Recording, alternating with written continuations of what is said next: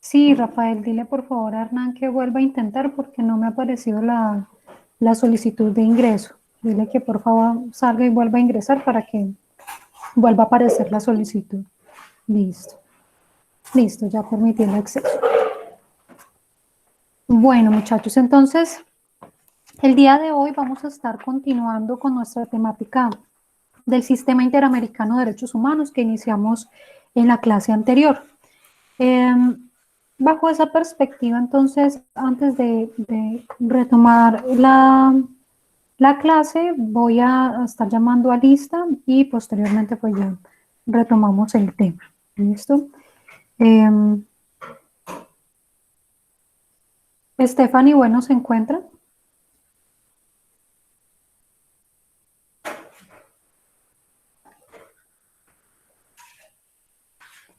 Stephanie, bueno. Camilo Camargo, ¿se encuentra? Sí, profe. Ok. Benjamín Campuzano, ¿se encuentra? Benjamín. Bueno. María José Cedeño. María José está. Laura Vanessa Correa. Laura Vanessa. Juan Camilo Cuellar, ¿se encuentra? Juan Camilo.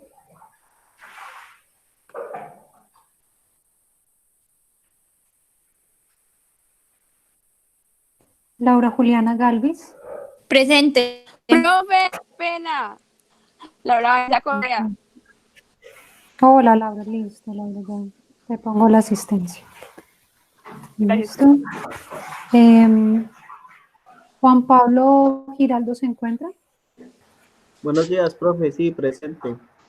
Ok, buenos días, Juan Pablo, gracias. Hernán Darío Huacán. Presente, profe. Ok. Nicolás Herrera. Profe, qué pena, usted me escuchó. Yo, profe. Laura Juliana Galvis. Sí, señor, es que a veces se me va el internet. Sí, Laura, sí te escuché. Ah, Ya bueno, tienes muchas ahí la gracias. cita. Yo, Bueno, profe, Nicolás. listo, Nicolás, muchas gracias. Julián Mauricio Jaramillo, ¿se encuentra? Sí, profe, por acá estoy. Ok. Natalia Latorre. Buenos días, profe, presente. Ok, gracias. Manuela López, ¿se encuentra? Profe, sí, hola. Hola, Manuela, ok, gracias. Julián Mauricio Marín, ¿se encuentra? Profe, es que él desde ayer está teniendo problemas con el internet y no se ha podido conectar. Ah, ok, listo, gracias. Valentina Martínez, ¿se encuentra? Sí, profe, presente. Ok. Camilo Moscoso. Profe, qué pena, acabé de entrar, es que no me estaba sirviendo el internet. Hola, María José, ok, no hay problema, ya te pongo la Profe, asistencia. disculpe.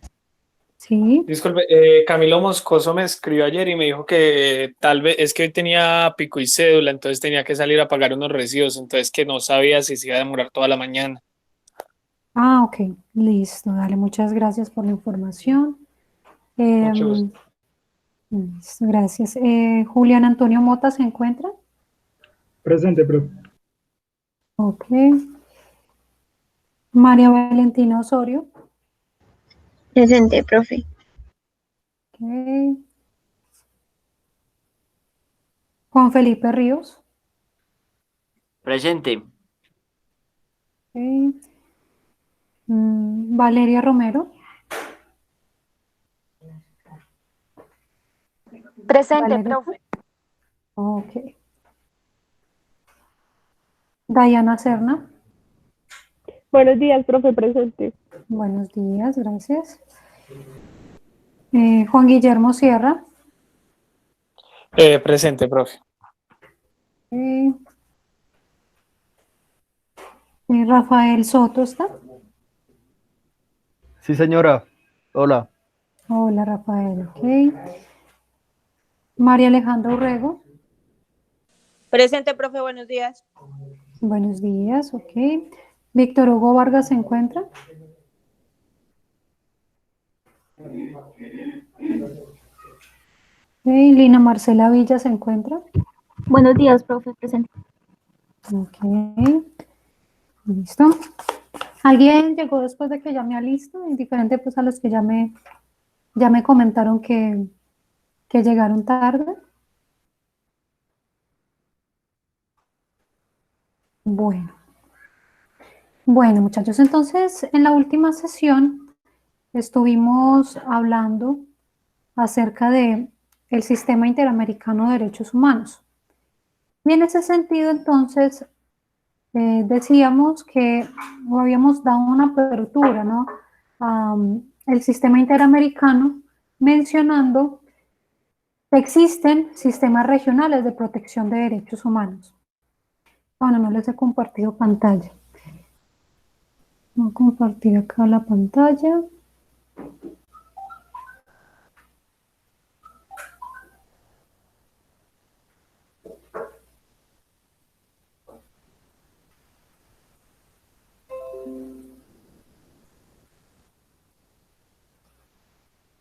Bueno, entonces, listo. Entonces, en la última sesión veníamos hablando acerca de los sistemas regionales de protección de derechos humanos.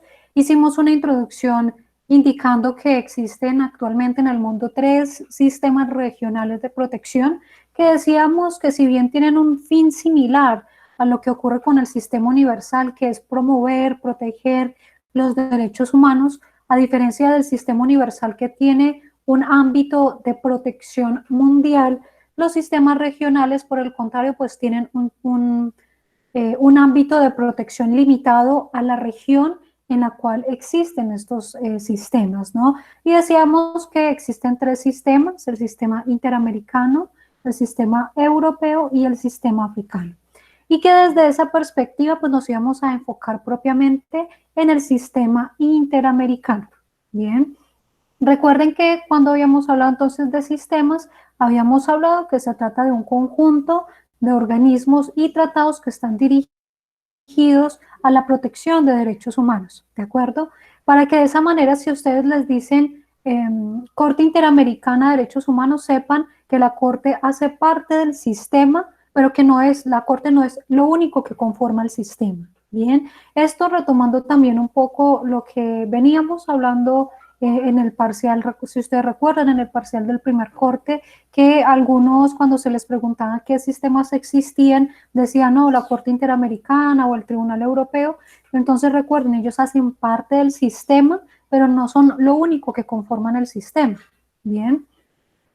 Y desde esa perspectiva, entonces, pues nos enfocaremos a hablar justamente de ese conjunto de aspectos que conforman el sistema interamericano. Hablaremos de los tratados, que son la base de este sistema, que muchos de estos ya ustedes los han estudiado, los han visto en el primer corte, en la exposición que se hizo de los tratados, pero también vamos a hablar un poco de esos organismos y de los principales trámites que se pueden desarrollar. Principalmente entonces hablaremos de, además de las funciones propias de los organismos, pues del trámite que surten las peticiones o denuncias individuales ante el sistema. Bien. Entonces, desde esa perspectiva,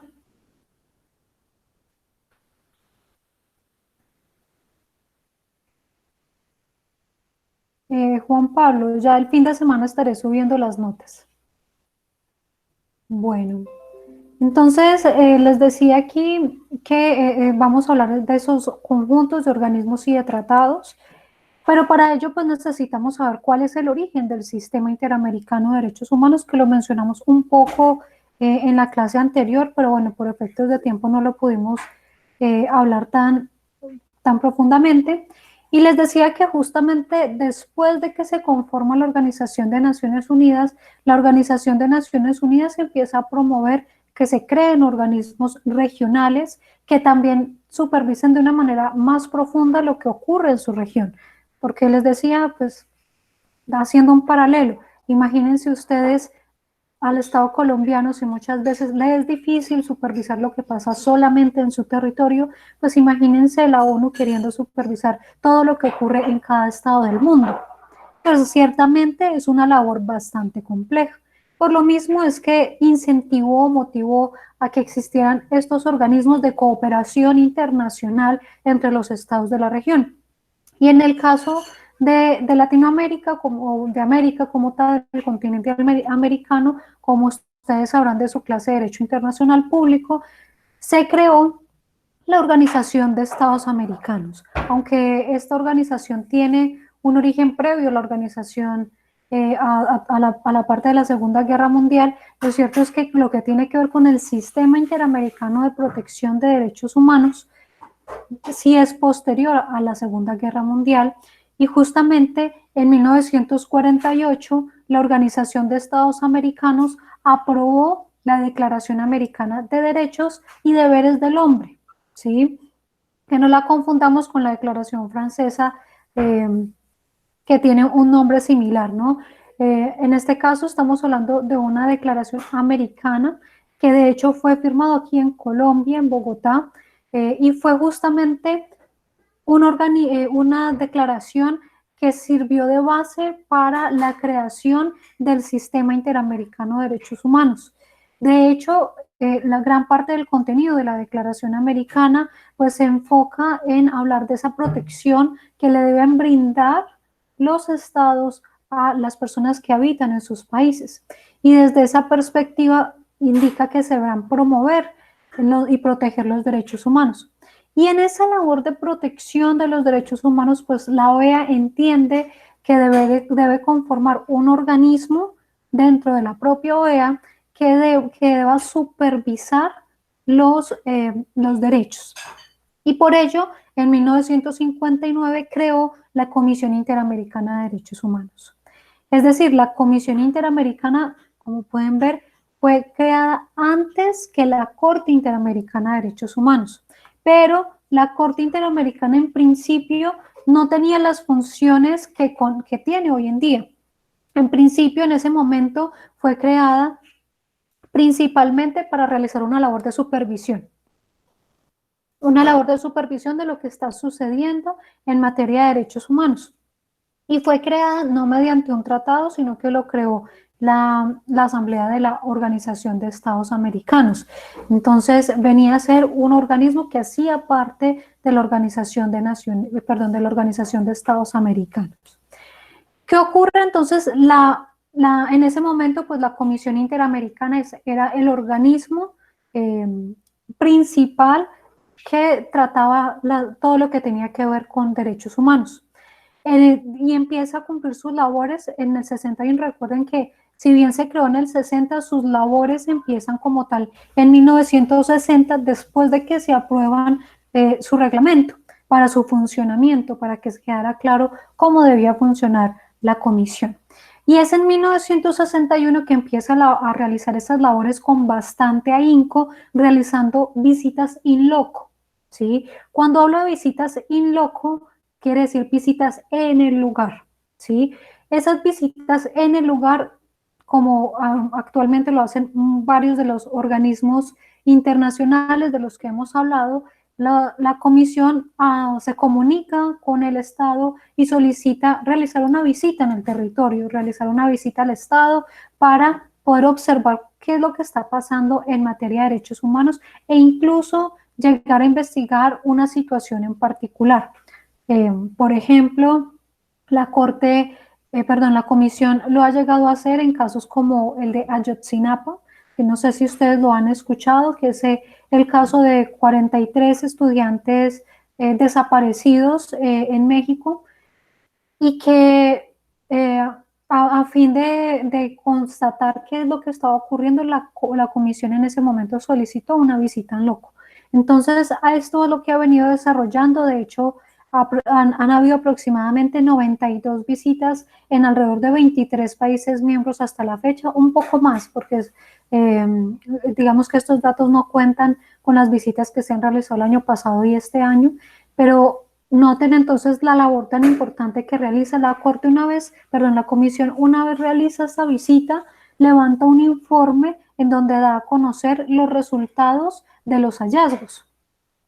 Y justamente en estos informes especiales sobre esas situaciones de los estados, pues son material muy importante para entender el cumplimiento de los compromisos internacionales que tienen esos estados. Han habido alrededor de 60 informes en donde se indica justamente esa situación en materia de derechos humanos. Luego, en 1965, la comisión fue autorizada para recibir y procesar denuncias o peticiones sobre casos individuales. Y eso iba a ser muy importante porque ciertamente, aunque la comisión cumplía una labor muy importante de hacer ese seguimiento quedaba, digamos que incompleto si las personas no contaban con un mecanismo, como ocurre en el sistema universal, al cual presentar sus casos, al cual presentar o al cual recurrir cuando el Estado no da respuesta suficiente para poder resolver una violación de derechos humanos dentro del Estado. Bien, entonces desde esa perspectiva la labor de la comisión iba a empezar con bastante fuerza. Sin embargo, pues este procedimiento de denuncias o peticiones, dado que la comisión no tiene un carácter jurisdiccional, pues la comisión no dicta sentencias. Lo que la comisión realizaba era una labor similar a lo que hacían los comités cuando conocen de las denuncias, que realiza todo un trámite de investigación y al final da unas recomendaciones a los estados para que los estados den cumplimiento a dichas recomendaciones. Pero como vamos a ver un poco más adelante, después de la creación de la Corte Interamericana, esa labor iba a ser aún más importante porque, a diferencia de los comités de la ONU, que su labor cuando los estados no han cumplido esas recomendaciones es seguir realizando la supervisión, hacer llamados al Estado para que cumpla efectivamente con las recomendaciones. En el caso de la Comisión Interamericana, después de la creación de la Corte Interamericana, sí iba a tener una labor muy importante porque sí se constataba que el Estado no había cumplido las recomendaciones allí dadas, podía elevar el caso ante la Corte Interamericana para que la Corte declarara, si así lo encontraba, la responsabilidad internacional del Estado. Pero antes de la creación y entrada en funcionamiento de la Corte, la Comisión ya recibía denuncias sobre casos individuales. Y de hecho, pues parte de la problemática que existe dentro de los sistemas, porque ya hemos hablado un poco de esto, que los sistemas internacionales no son perfectos, ¿cierto? Ustedes, de hecho, en clase, algunos han comentado algunas dificultades que tiene el propio sistema, ¿no? Como, por ejemplo, cuando algunos han preguntado, bueno, pero ¿qué pasa si el Estado no cumple? ¿Cierto? Y que hablamos de este procedimiento de seguimiento, pero algunos dicen, bueno, es que no parece ser suficiente. Pero bueno, es, digamos, uno de los puntos débiles que puede tener el sistema.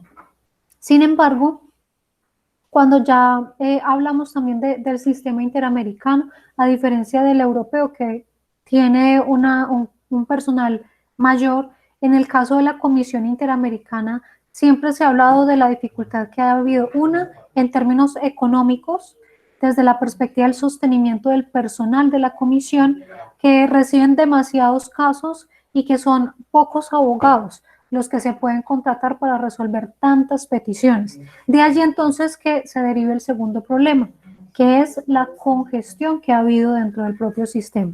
Por ejemplo, hasta diciembre del 2011 se habían concretado casi 20.000 casos que habían sido procesados o estaban en procesamiento. Es decir, alrededor, por año la comisión puede recibir cerca de 3.000 peticiones que las terminan resolviendo alrededor de 10 abogados, ¿sí? Por lo mismo, entonces, si ustedes ven, es una carga bastante alta para el número de peticiones que se reciben. Algo similar a lo que ocurre en el derecho interno cuando los jueces plantean que no cuentan con el personal suficiente para resolver dentro de los términos de ley los trámites que les llegan, ¿no? Profe, Sí. no entendí algo. ¿El que está congestionado y el que tiene menos capacidad para sostener el personal es el europeo o el interamericano? El interamericano. El Bueno, interamericano. profe, ¿podría ir de pronto un poquito más despacio? Es que va muy rápido y creo que me voy a quedar sin dedos escribiendo todo. Ok, perdón si me voy emocionando y no me doy cuenta que estoy hablando rápido. Listo, entonces retomo lo que les venía diciendo, ¿no?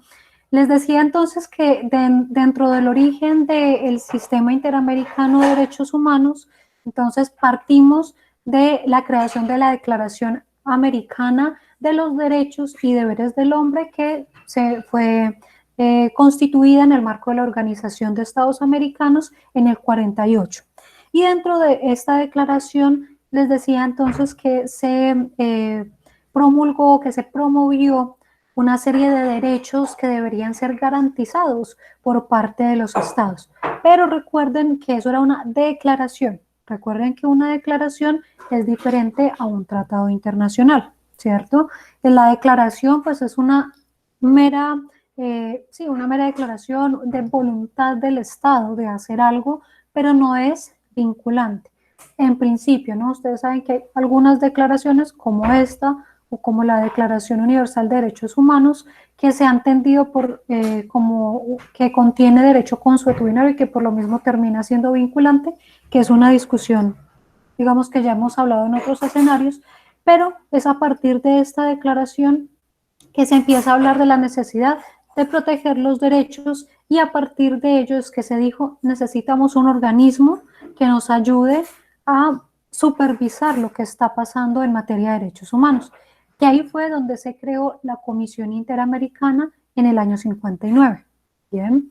Y que empezó a operar propiamente en 1960 cuando se aprueba su reglamento. A partir de allí, entonces decíamos, la labor que ha cumplido la comisión ha sido muy importante. En el 61, por ejemplo, se empiezan a realizar visitas in loco, es decir, visitas en el lugar, visitas en el territorio de los estados. ¿Para qué? Para constatar qué es lo que está pasando en ese estado en materia de derechos humanos, sobre todo cuando les han llegado reportes de ciertas circunstancias que atentan contra los derechos humanos. Bien, entonces la comisión solicita al Estado que le permita el ingreso en el territorio para investigar. Recuerden que se tiene que contar con el consentimiento del Estado para realizar este tipo de acciones, que si el Estado no autoriza esa visita, pues la comisión no podría ingresar. Y decíamos que luego en el 65 iba a ocurrir algo que iba a ser llamémoslo así, un hito histórico, un punto histórico referencial para la labor de la Comisión Interamericana, que era la posibilidad de recibir y procesar denuncias o peticiones individuales. Denuncia y petición individual es lo mismo, son sinónimos, ¿bien? No es que sean dos trámites diferentes, no, son sinónimos del mismo procedimiento. Denuncia o petición individual es exactamente lo mismo. Y se hace cuando justamente en este caso las personas sentían que se les estaba vulnerando derechos contenidos en esta declaración de derechos y deberes del hombre, ¿bien? Porque si ustedes se fijan, para ese momento todavía no había dentro de la Organización de Estados Americanos un tratado vinculante en materia de derechos humanos. Entonces sí se aceptó la recepción de peticiones o denuncias individuales bajo el marco de la Declaración Americana de Derechos y Deberes del Hombre. Bien, entonces les decía, esto no es únicamente del sistema interamericano, pero en el sistema interamericano sí se ve mucho más la problemática económica. Todos los sistemas para operar necesitan dinero, incluyendo el sistema universal, los sistemas regionales como el interamericano, el europeo, el africano, todos necesitan recursos económicos para operar.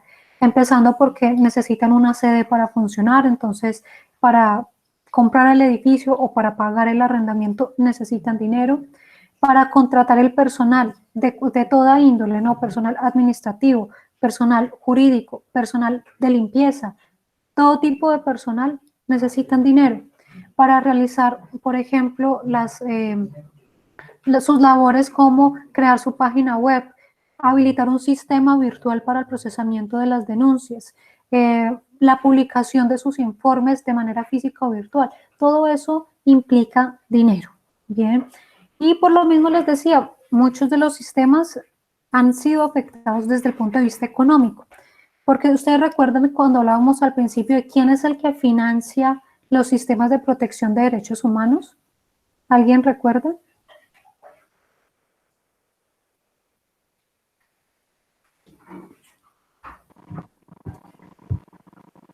Profe, no son los mismos estados que hacen parte. Exactamente. Exactamente, son los mismos estados los que realizan esta labor de financiar el sistema.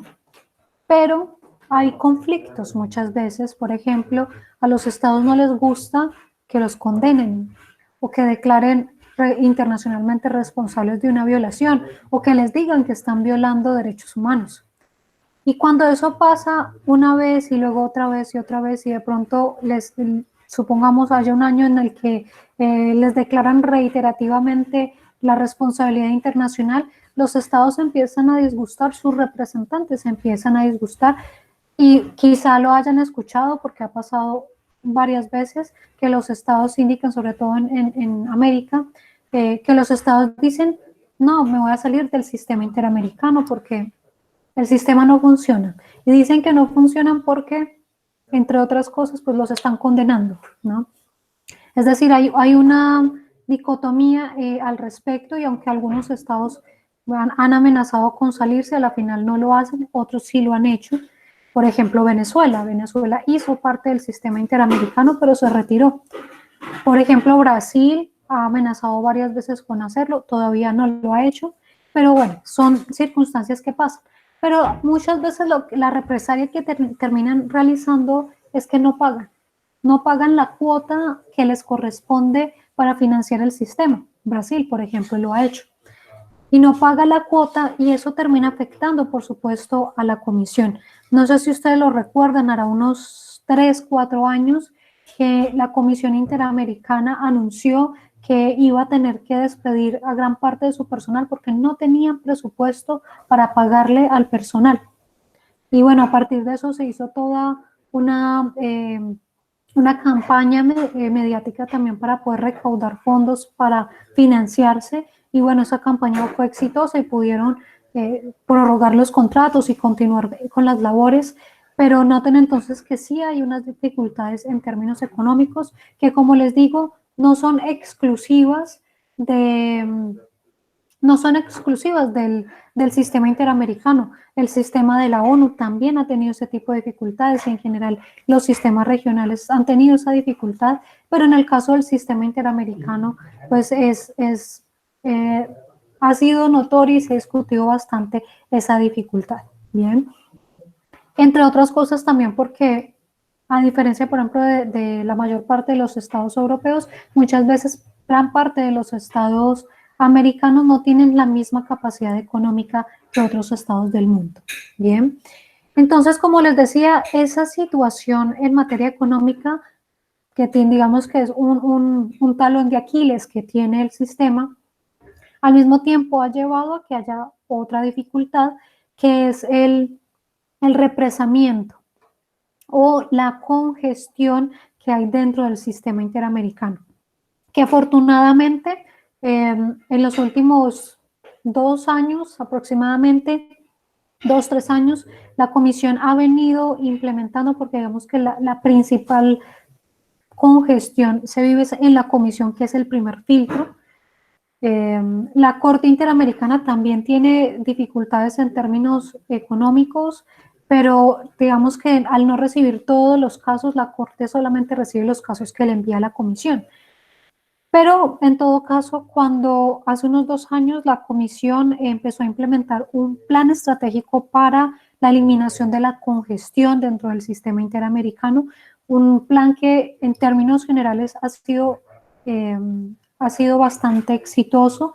No quiere decir que a la fecha estén 100% al día, pero sí se han puesto al día en gran parte de las situaciones difíciles que existían. Por ejemplo, anteriormente la comisión se podía tardar 6 meses, incluso más, en confirmar el recibido de la petición y en indicar cuál era el radicado de la petición. Por ejemplo, a modo anecdótico, en el año 2011 se presentó una petición ante la comisión en el 2011 y se tardó aproximadamente 6 meses en confirmar el recibido de la petición. Actualmente, por ejemplo, les comento, este año presenté una petición y el mismo día se confirmó el recibido, ¿sí? Porque han implementado una serie de sistemas virtuales tecnológicos que les han ayudado y les han facilitado también esa situación, pero digamos que han venido corrigiendo algunas dificultades que existían en el pasado, pero ciertamente aún queda trabajo por realizar. La comisión recibe anualmente bastantes peticiones y por lo mismo entonces, y por lo tanto entonces esto ha implicado, ¿no? Un represamiento en algunos casos, ¿no? Y les decía entonces que en los informes anuales de la comisión usualmente se publican cuáles son los casos que la comisión ha venido trabajando. Bien, no sé si hay alguna pregunta hasta aquí.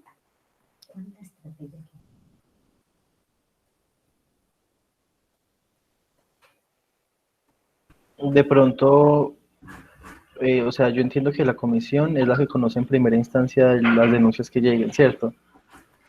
Pero Bueno, entonces, técnicamente no se les dice que sean primera instancia, pero sí son los que reciben la petición, ¿no? Porque técnicamente no es que la comisión dé un fallo en primera instancia y la corte en segunda instancia, no, la comisión hace un trámite, esto ya lo vamos a hablar ahora que hablemos de todo el procedimiento que se realiza con una petición, pero la decisión como tal, ni siquiera en primera instancia, de única instancia, la toma es la Corte Interamericana, pero sí, la comisión es la que recibe la denuncia y la que hace el primer trámite, digamos que es la oportunidad que le dan al Estado para que cumpla con sus obligaciones internacionales y no sea declarado responsable internacionalmente, ¿no? Porque les dan unas recomendaciones, pero cuando no cumple con las recomendaciones es que se eleva el caso ante la Corte. No, listo, profe, gracias. Listo. Bueno, y ya a modo, digamos que muy genérico, dentro de ese plan de descongestión, afortunadamente, como les decía, después de la campaña que se realizó para recolectar fondos, quizá ustedes lo hayan escuchado en el segundo corte cuando vimos la entrevista de Joel Hernández. Él habló un poco de este plan de descongestión que llevó a cabo la comisión. Y afortunadamente ese plan se pudo llevar a cabo por la campaña para la recolección de fondos, que fue exitosa, y a partir de ella pudieron ampliar el personal de la comisión. Y pues esto fue un punto bastante importante. Y además la comisión replanteó la manera en la que abordaba los casos. Por ejemplo, la Corte empezó a acumular casos que tuvieran similitudes fácticas y jurídicas, ¿no? Entonces, labores que se harían en 5 o 6 informes que podrían ser realizados en 1 año, 2 años, los estaba haciendo en un solo informe. Entonces se estaba, digamos que, solucionando un poco esa parte de la congestión, y además simplificó la manera en la que se realizaban los informes, ¿sí? Que anteriormente solían ser bastante extensos. Entonces la Corte los simplificó para ser más puntuales. No digamos que eso no quiere decir que se perdiera calidad, pero los redujo para que fueran más puntuales y de esa manera entonces se pudiera realizar un trabajo un poco más rápido, Y de la misma manera se modificó la manera en la que se presentaban los casos ante la Corte. Anteriormente, después del informe final que presentaba la comisión, que ya hablaremos de ese informe, después de presentar el informe final en el que la comisión daba las recomendaciones al Estado, se tenía que redactar una demanda ante la Corte Interamericana para poder presentar el caso. Actualmente, la comisión eleva el caso con el mismo informe de fondo, no tiene que redactar un nuevo documento. Entonces, eso también les simplificó el trabajo para que pudieran también procesar casos que llevaban represados también bastante tiempo dentro del sistema. Bien. Entonces, ¿sí?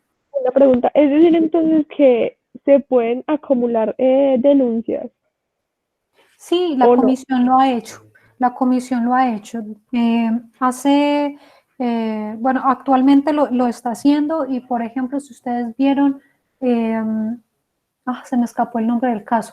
Bueno, hubo un caso respecto de Colombia hace unos 2 años, en donde la Corte ya celebró audiencia respecto de Colombia y se trataba de 4 casos de ejecuciones extrajudiciales.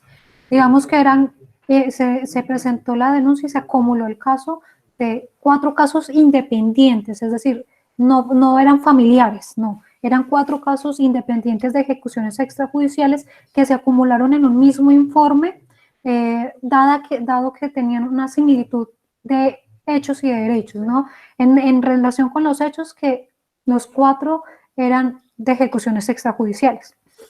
Y de derechos, justamente porque tenían esa similitud, pues llevaba a que la violación de los derechos pues fuera muy similar y que el análisis en sí mismo del caso fuera muy similar.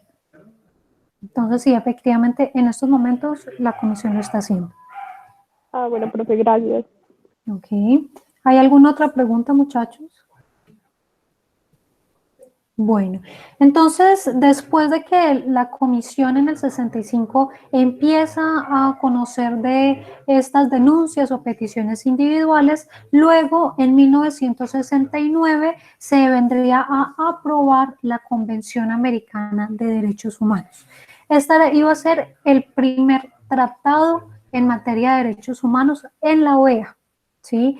Que iba a ser de gran relevancia porque iba a retomar gran parte del contenido de la Declaración Americana de Derechos y Deberes del Hombre e iba a ser, digamos que, el tratado base del sistema interamericano. Entonces, cuando ustedes les hablan del sistema interamericano de derechos humanos, lo que les debe venir a la mente, además de la Comisión y la Corte Interamericana, es la Convención Americana de Derechos Humanos. Ese es el tratado base, con base en el cual entonces la comisión y la corte ejecutan su trabajo.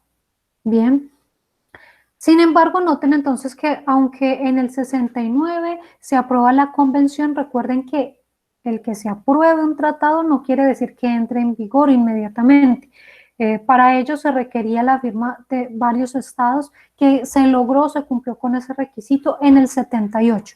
Entonces fue en el 78, noten, casi 10 años después, que entró en vigor el tratado. Y ha sido ratificado por la mayor parte de los estados de las Américas en el 2012 por 24 países, entre los cuales se encuentra también Colombia. Y por supuesto esta convención viene a plantear los principales compromisos internacionales en materia de derechos humanos para los estados del continente americano e iba a contemplar un punto muy importante, y es que fue la Convención Americana de Derechos Humanos la que creó la Corte Interamericana de Derechos Humanos y vino a establecer cuáles eran sus funciones, cómo se realizaba el procedimiento ante la Corte y además retomó las funciones de la Comisión Interamericana, otorgándole facultades en conexidad con la labor de la Corte Interamericana. Bien, entonces la Comisión Interamericana ya tenía unas funciones desde el momento de su creación en materia de promoción y supervisión de derechos humanos, pero cuando se crea la Corte, entonces se le dan unas funciones adicionales frente al procesamiento de peticiones individuales. Pero además, digamos que la virtud que tiene la Convención Americana, perdón, la Comisión Interamericana de Derechos Humanos, que este es uno de los puntos más importantes de la comisión, es que como su creación fue anterior a la Convención Americana y su competencia en materia de peticiones se deriva también de la Declaración Americana de Derechos y Deberes del Hombre, los estados que no hayan ratificado la Convención Americana, pero hagan parte de la Organización de Estados Americanos y por tanto están, digamos que tienen el deber de seguir los lineamientos de la Declaración Americana. Respecto de esos estados, la comisión tiene competencia para conocer de las peticiones. Reitero, la Corte Interamericana únicamente tiene competencia para conocer de casos en los que los estados hayan ratificado la Convención Americana de Derechos Humanos. Es decir, por ejemplo, Estados Unidos. Estados Unidos, la Corte Interamericana nunca va a conocer de una denuncia contra Estados Unidos porque Estados Unidos no ratificó la Convención Americana de Derechos Humanos. Bien, pero Estados Unidos hace parte de la Organización de Estados Americanos y por tanto debe seguir los lineamientos planteados en la Declaración Americana de Derechos y Deberes del Hombre. Por lo tanto, al hacer parte de la Organización de Estados Americanos, la comisión, no la Corte, la comisión puede conocer de denuncias o peticiones contra Estados Unidos, no con base en la Convención Americana de Derechos Humanos, sino con base en la Declaración Americana de Derechos y Deberes del Hombre. ¿Cuál es el detalle? El detalle es que ese caso lo podrá conocer la comisión podrá dar recomendaciones, pero no va a seguir más allá de eso. No va a ser elevado el caso ante la Corte. ¿Es claro eso, muchachos, o lo vuelvo a reiterar? Otra vez, profe, por favor. Ok, entonces, recuerden, les voy a abrir aquí una nueva diapositiva. Entonces, recuerden, respecto de la Corte Interamericana de Derechos Humanos, ¿sí? La Corte solo tiene competencia para conocer de casos de estados que hayan ratificado la Convención Americana de Derechos Humanos. ¿Sí? ¿Por qué?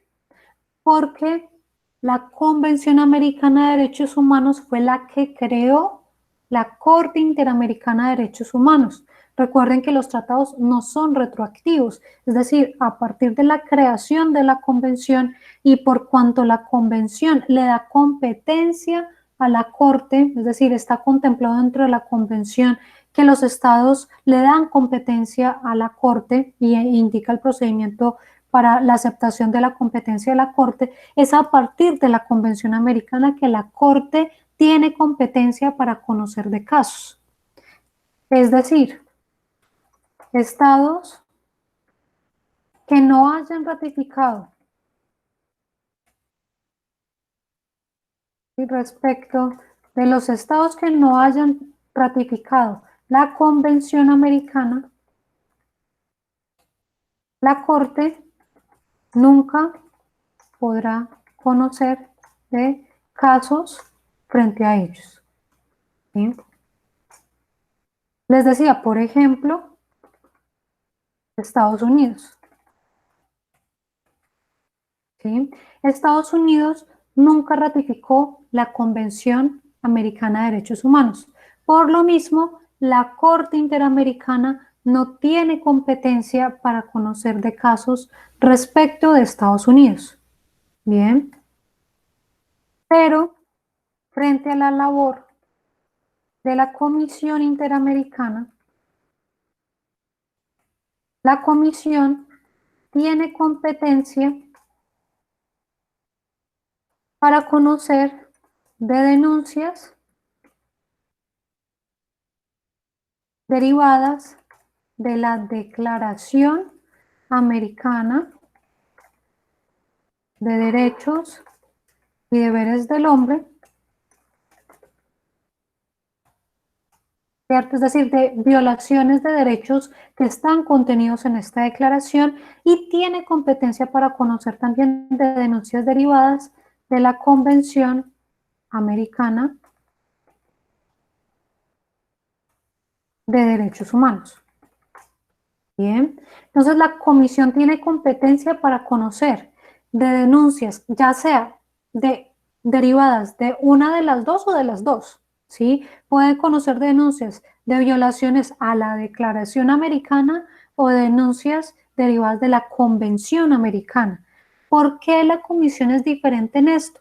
Por el origen que acabamos de hablar, ¿sí? Como la comisión fue creada previo a la Convención Americana, fue creada en el 59 con la finalidad de promover y proteger los derechos que estaban contemplados en esa Declaración Americana de Derechos y Deberes del Hombre. Por eso es que la comisión tiene competencia para conocer de los estados que hagan parte de la OEA, porque al hacer parte de la OEA se comprometen a seguir los lineamientos de la Declaración Americana. Eso significa entonces que si un Estado hace parte de la Convención Americana de Derechos Humanos, es decir, ratificó la convención y le dio competencia a la Corte Interamericana, la comisión puede conocer de la denuncia, y si el Estado no cumple, se lleva ante la Corte Interamericana. Pero si el Estado no ratificó la Convención Americana o no le dio competencia a la Corte para realizar los trámites jurisdiccionales, que eso puede pasar, se puede ratificar la convención, pero no darle competencia a la Corte Interamericana. Así como en los comités de la ONU, los estados tenían que darle expresamente la competencia al comité para conocer de las denuncias, lo mismo ocurre en el sistema interamericano. Para que la Corte tenga competencia, los estados tienen que manifestar, ¿sí?, que le conceden la competencia a la Corte para conocer de denuncias o peticiones individuales. En este caso, entonces, cuando estamos hablando de estados que ratificaron la Convención Americana y le dieron competencia a la Corte Interamericana, no hay inconveniente. El inconveniente es con los estados que no firmaron o no ratificaron la Convención Americana de Derechos Humanos, que, como les digo, es el caso de Estados Unidos, ¿sí? Entonces, en el caso de Estados Unidos, como se los mencioné previamente, el caso no va a ser conocido ante la Corte, pero eso no quiere decir que entonces Estados Unidos no tiene ningún mecanismo de seguimiento. Eso no quiere decir que respecto a Estados Unidos nadie se pueda pronunciar o no le puedan decir nada. No, porque como Estados Unidos hace parte de la Organización de Estados Americanos, Estados Unidos tendría que cumplir los lineamientos de la Declaración Americana de Derechos Humanos. Entonces, ¿qué es lo que va a pasar? Que si yo quiero hacer una denuncia contra Estados Unidos, yo no voy a invocar la Convención Americana, sino que voy a invocar la Declaración Americana de Derechos y Deberes del Hombre. Bien, entonces, si un Estado, ¿sí?, solamente hace parte de la OEA, es decir, solo está en la obligación de seguir los lineamientos de la Declaración Americana de Derechos y Deberes del Hombre,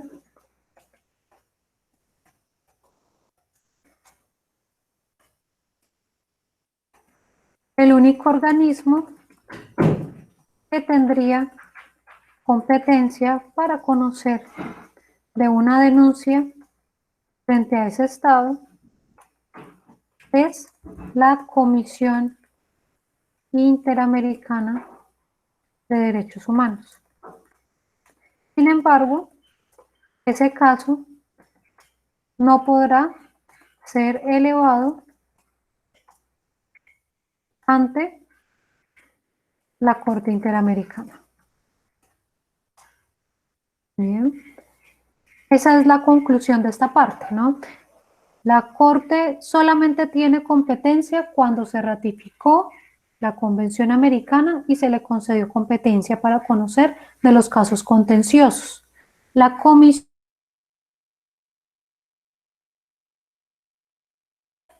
¿sí? Pero en relación con la Declaración Americana de Derechos y Deberes del Hombre, ¿sí?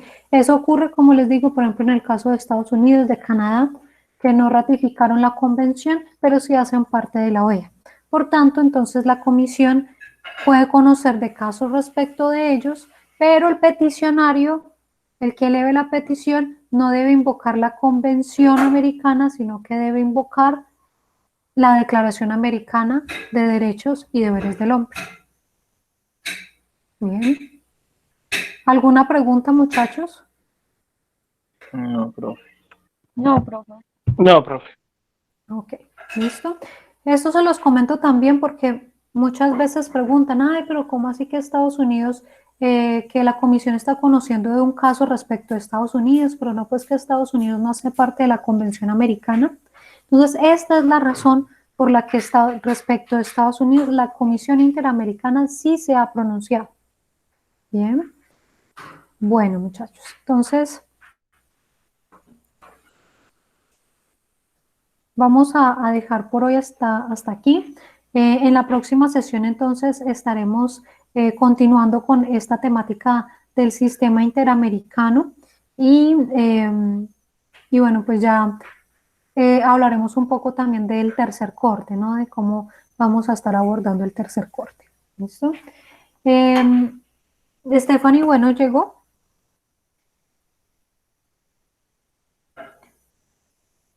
Benjamín Campuzano llegó. Y Juan Camilo Cuellar llegó. Víctor Hugo Vargas. Listo. Bueno, muchachos, muchas gracias. De todas formas, entonces, pendientes de si hay alguna duda, alguna inquietud, por favor me pueden escribir por interno y la próxima sesión retomamos. Chao, profe. Chao, Gracias. profe. Bueno, muchachos, que estén muy bien. Chao, Profe. profe, gracias. Chao, profe, gracias. Hasta luego. Profe, soy Rafa. Ah, Rafa, bueno, Rafa, que tengas Profe, un feliz día. mire, Sí, Rafa. que Sí. Darío le mandé a decir que lo excuse, profe, que faltando 15 minutos para terminar la clase se le dañó el internet y no le alcanza el internet para volver a conectarse. Pero que él se Ok. coloque el día del último que dijo. Ah, listo, listo, listo. Me acuerdes entonces para retomar en la próxima sesión ese último minutico para que él también lo conozca. Bueno, señora, gracias. Bueno, Rafael, bueno, que estén muy bien. Hasta luego. Que pase bien, profe, chao. Gracias, hasta luego.